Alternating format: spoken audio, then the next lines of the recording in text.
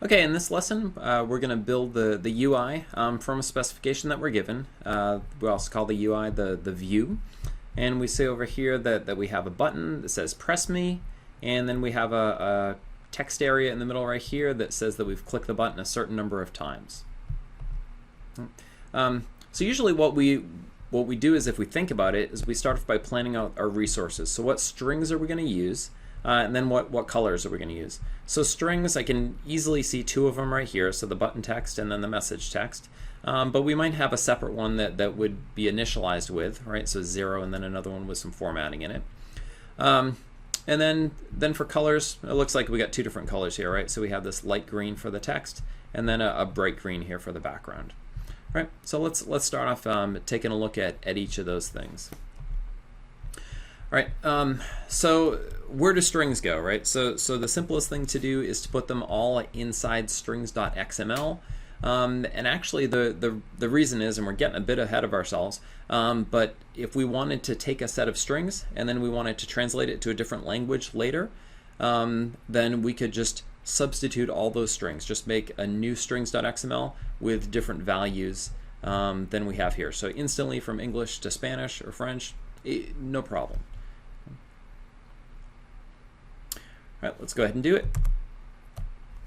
So back in my activity right here, I'm going to strings, right? And I stripped out all of them except for the hello button.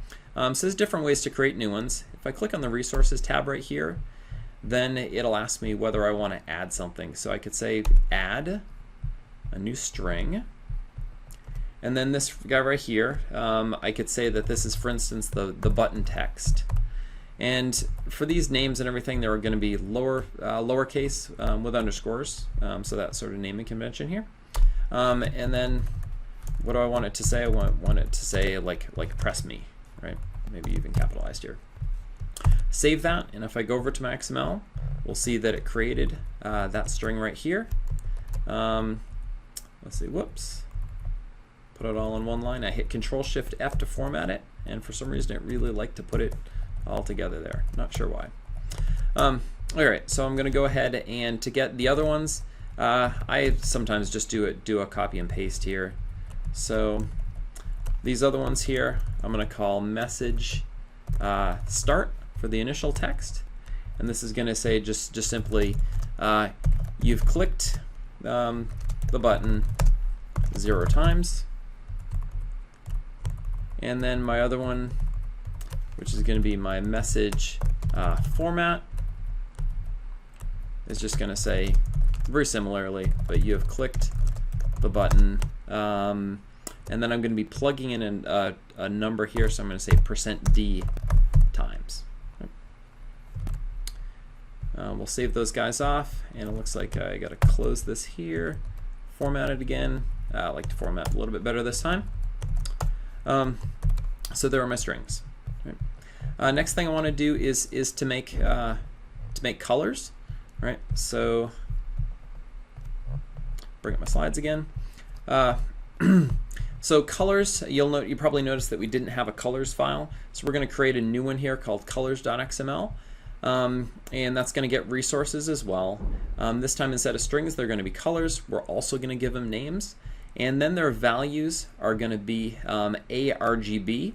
Right, so for anyone who's familiar with this, this is alpha, which is the transparency, and then red, green, blue.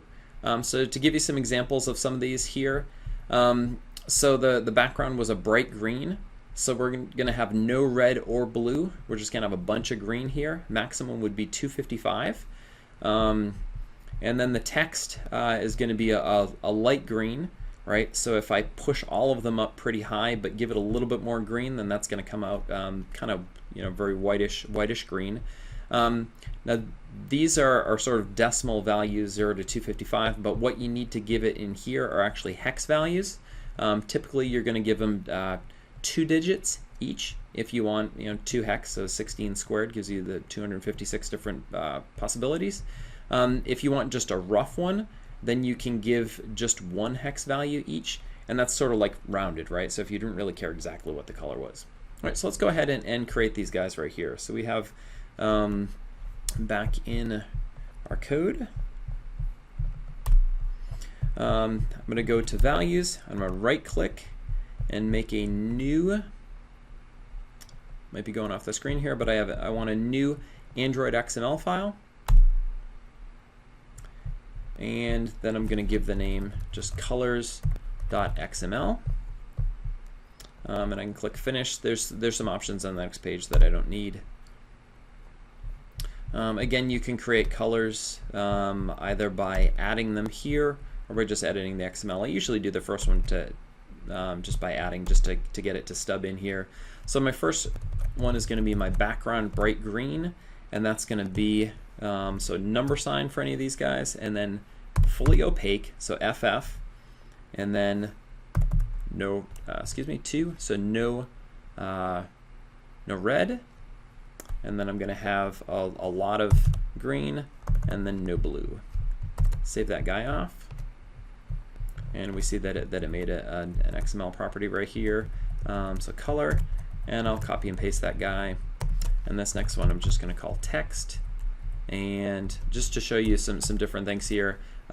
So roughly I can use DFD for RGB. Turns out that the alpha, if you wanted it to be fully opaque, that beginning of it is totally optional, so I could delete these. But again, I'm putting one with and one without just to show you that I have an option.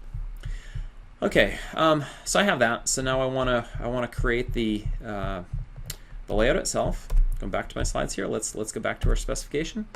All right, so let's make some observations about this. We have so our text in the middle here is actually centered vertically and horizontally. I chose an 18-point font, and it's light green. The button up here has a little bit of a margin on the top, so 18 pixels on the top. And let's see, it looks like we don't ask me where I get these colors from right here. We're clearly using green and white. It's actually going to come from tic-tac-toe later on, messed up. And let's see, so when I have things that are centered or defined sort of relative to each other, I'm going to use a relative layout. Now you might be wondering, what is this SP and DP? What's going on here? So let's talk about that for a minute. Why don't we just say pixels, right? Well, Android has a couple different terms for pixels. Pixels, it turns out, are kind of dangerous to use, because if you have a high density display, like high resolution, or a low density, then the sizes of things can change drastically, right? So we have this idea of density independent pixels that we're going to use, and regardless of the screen, I guess, density of resolution there, it's still gonna work, look at the same size, right? So it's going to work with multiple resolutions. And we're going to use that whenever we have anything with layouts. SP, on the other hand, scale independent pixels, very much like DP, only it turns out that users can also set a font size preference, which is kind of nice, right? So if they had a hard time reading whatever, they could make bigger fonts and everything. So we're going to use this SP whenever we deal with anything involving the size of text, right? So let's do it. All right, so into my layout, I'm going to go back to my main layout right here, and it was totally blank. So I want a couple of things. Again, I could start coding up XML here, but sometimes it's easier to use some drag and drop to start. Form widgets has a lot of common things up here, so I'm going to hit form widgets, and I could, for instance, create a text view, right? And I could put this guy right in the middle. And I'm going to kind of drag it around until you see, if I hover it right here in the middle, it says that it's centered both horizontally and vertically. And I'm going to let go of that, all right, just like that. And then I'm going to do the same thing for the button. Only the button I'm going to put up at the top, and let's see. So I'm holding it so it's centered horizontally, but I have some sort of a margin on the top. You can move the margin around to be whatever you want. I used 18 on the slides, but roughly anywhere around there should be fine. And we see that it's also aligned with the parent. Now you notice it says align parent top is true. Well, let's see what that means. Let's go into the XML here. So let's see. Yeah, for our button here, align parent top. Kind of interesting. What is the parent? Well, we have to think by parent it means sort of structurally, right? So this button is contained within the layout, right? So the button's parent is the layout. So it's saying, you know what? Line yourself up with the top of the layout. All right, so that's what's going on there, and then center it horizontally and so on. Right. Now the text, you notice it's actually complaining here. It's saying that it's hard-coded and that it should use a string resource. So that's a good warning. They really want you using these strings here. So if I delete this guy and hit Control Space to get suggestions, one of the suggestions is to use string. And if I hit Control Space again, it'll even ask me which one I want. Right. So I'm going to use my starting message for my text view, and then down for my button. Okay, I'll go in here and we'll take string and then the button text. Oops, grab the wrong one. All right, button text.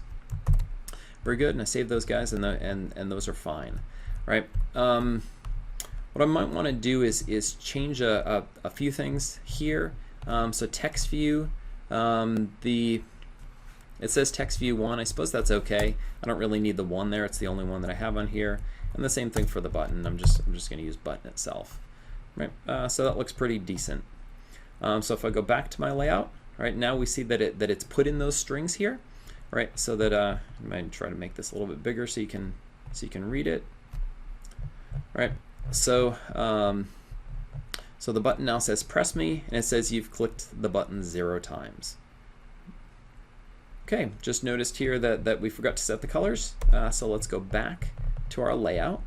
All right, so it's the relative layout, the whole layout itself that I want the background to change on. So I'm going to say Android : background equals, and just like I did for strings, I have colors as well. So I'm going to hit the color, and we'll grab these guys here. So that should be the background color that I had set. That's that greenish color. And then the text view itself, I'm going to go in here, and we'll set the text color on this guy to be color text. Right. And let's see, so that looks good.